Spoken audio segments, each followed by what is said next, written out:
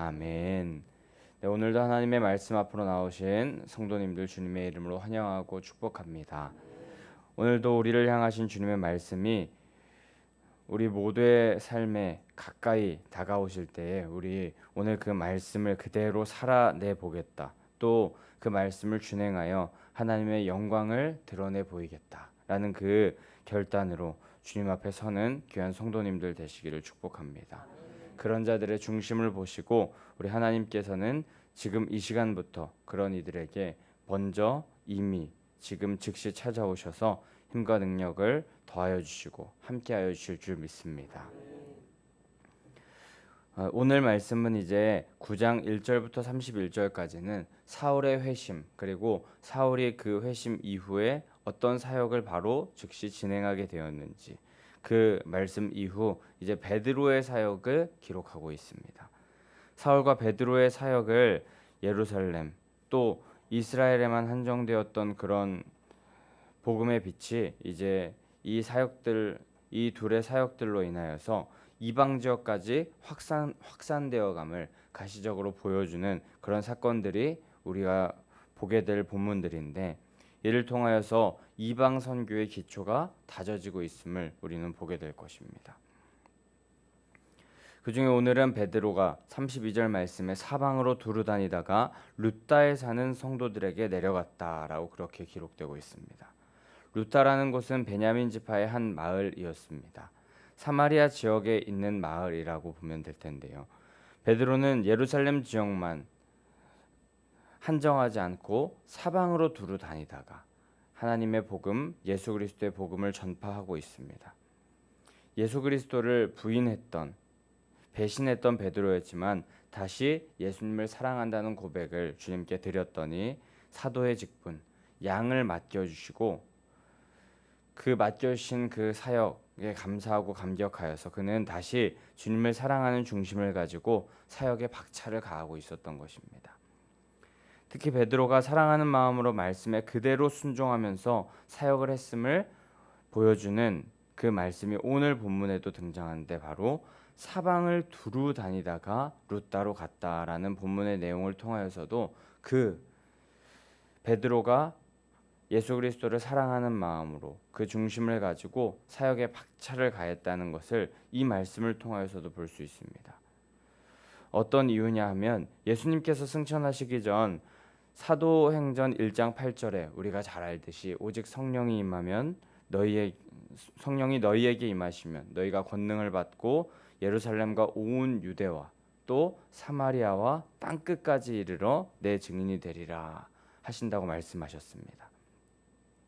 베드로는 그런데 이렇게 말씀하신 후 하늘로 승천하신 예수 그리스도의 이 말씀을 마음에 새겼습니다. 그리고 이 말씀 그대로 예루살렘에 두루 다니며 복음을 전파하였고, 그리고 온 유대에도 복음을 전하였고, 8장 말씀에 보면 사마리아까지 가서 하나님의 말씀을 전하고 성령과 세례를 받도록 돕는 역할을 감당합니다. 그리고 오늘 본문에서도 사마리아의 한 지역 룻다에 가서 복음을 전하는 베드로의 모습을 보게 되는 것입니다.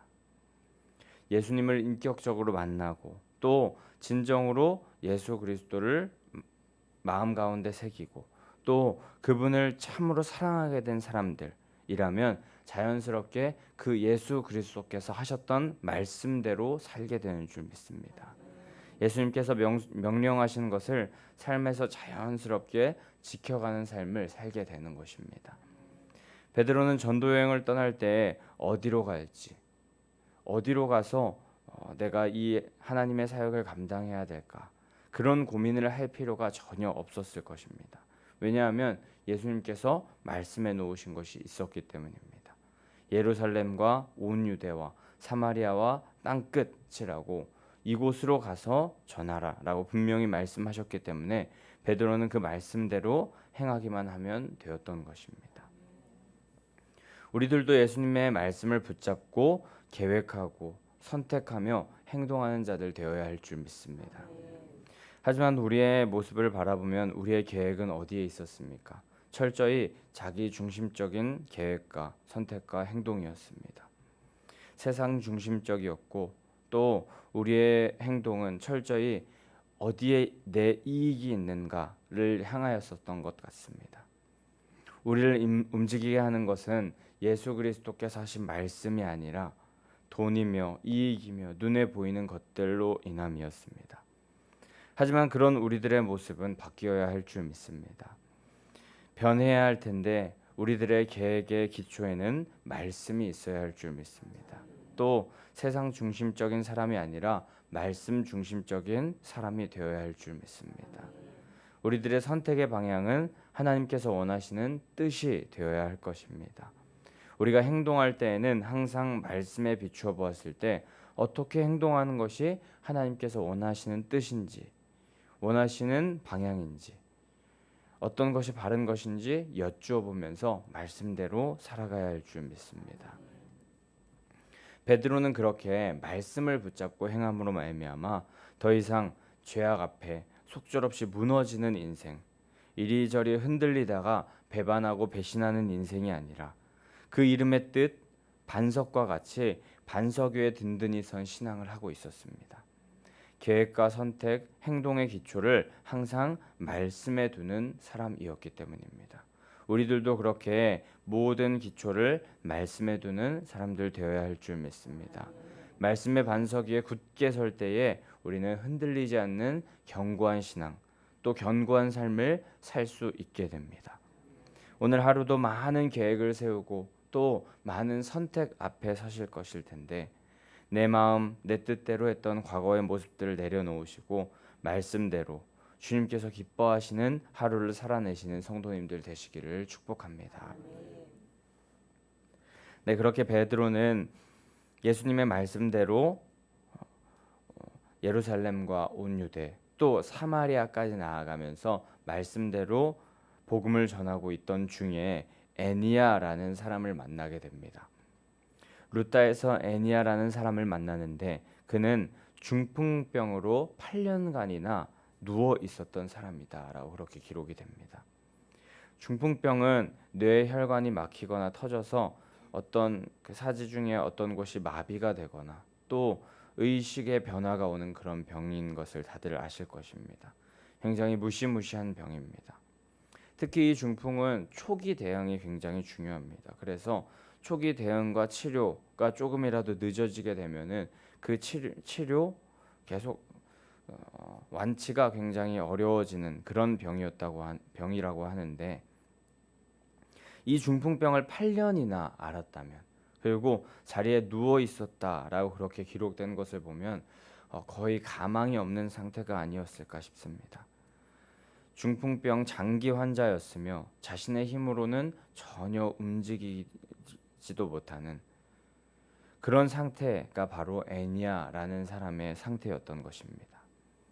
근데 그런 애니야를 향하여서 베드로가 선포합니다. 예수 그리스도께서 너를 낫게 하시니 일어나 내 자리를 정돈하라 라고 그렇게 선포합니다. 베드로는 치유 사역을 행하게 되는데 이때 너를 낫게 하시니 내 자리를 정돈하라 라고 선포하는데 이것은 굉장히 어려운 선포였습니다. 어려운 명령이었습니다. 일어나라 하는 것도 매우 어려운 선포일 텐데 자리를 정돈하라라는 것은 완벽한 치유를 받은 후에 그 자리를 정돈하여서 이제 자신의 살 길을 찾아라는 그런 말이었습니다.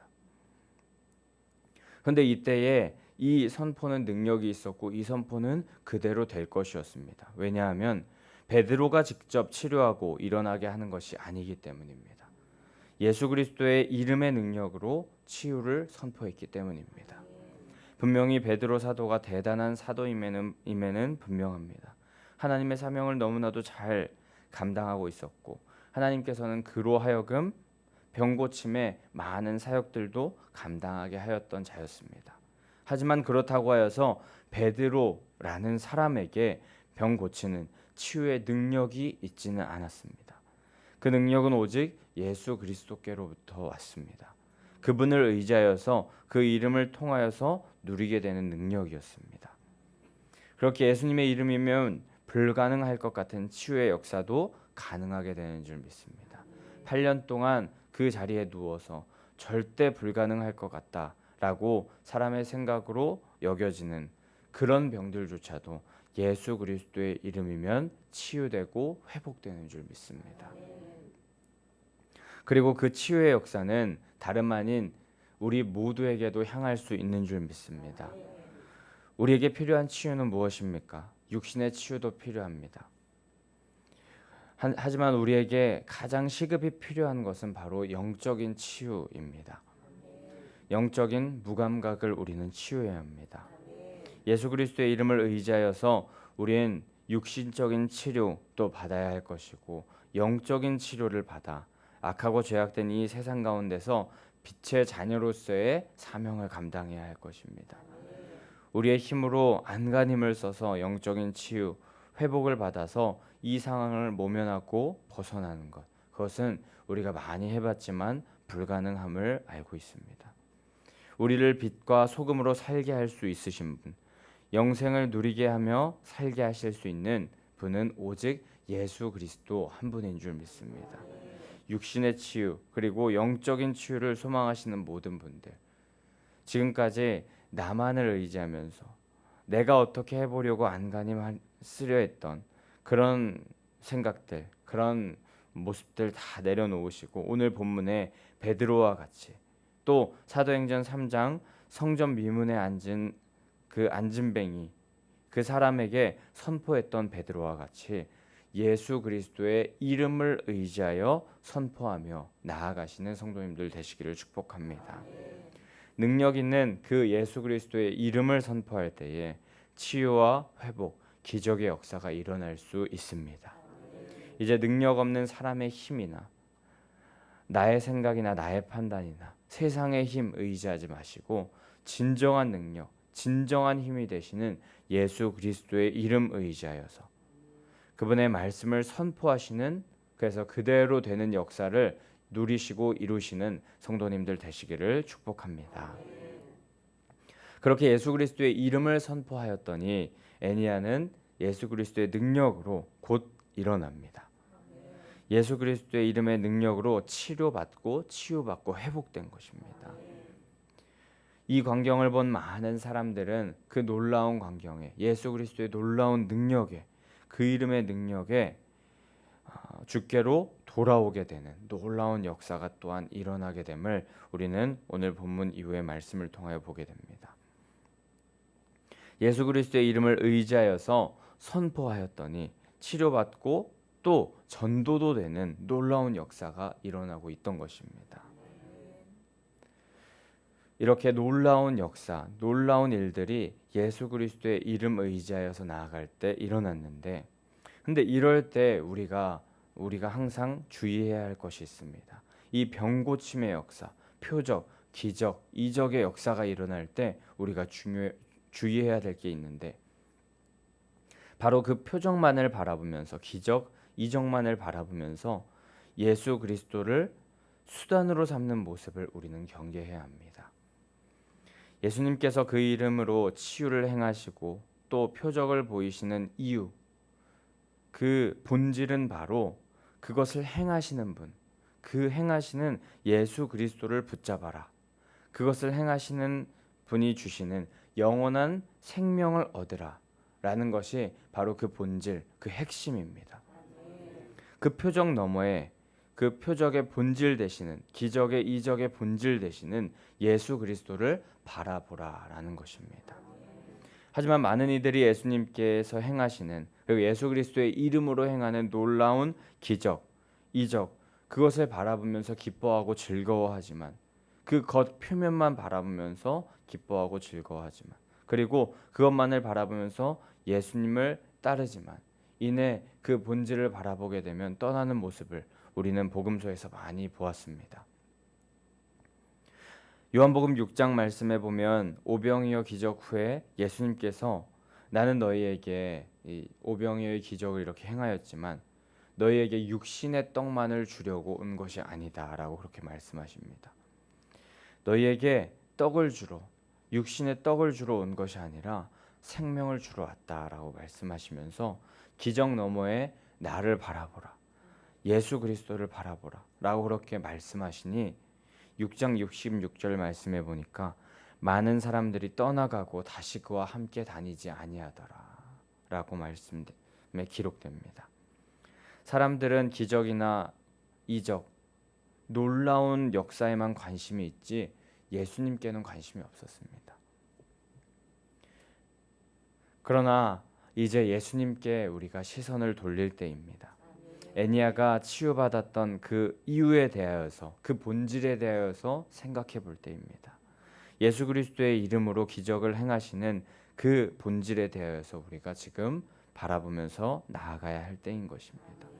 우리에게 영원한 생명을 주시려는 예수님, 그분을 인격적으로 만나서 그분의 말씀에 순종하고 덤으로 놀라운 치유와 회복의 역사도 맛보고 주님과 동행하며 영원한 생명을 얻으시는 귀한 성도님들 되시기를 축복합니다.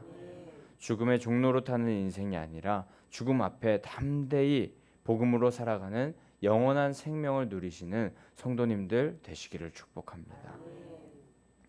이것을 위하여서 이렇게 예수 그리스도를 의지하여서 나아가 예수 그리스도를 믿고 나아가 그분께서 주시는 영원한 생명을 얻으면서 살아가기를 원하셔서 이를 위하여 예수님께서 죽고 사셨습니다. 부활의 능력을 우리에게 주시기 위하여서 죽고 부활하신 것입니다. 그것을 기억하시면서 오늘 하루도 예수 그리스도께 시선을 돌려 그분의 말씀을 선포하는 인생 사시기를 축복합니다. 또 그분의 뜻대로 계획하고 선택하는 인생 사시기를 축복합니다.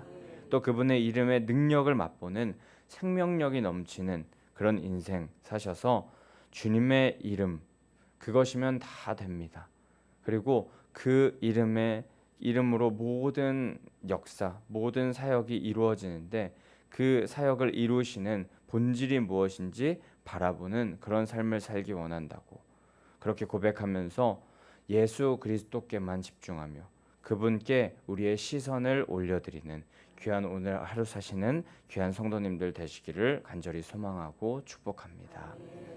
아멘. 우리 그럼 이 시간에 함께 524장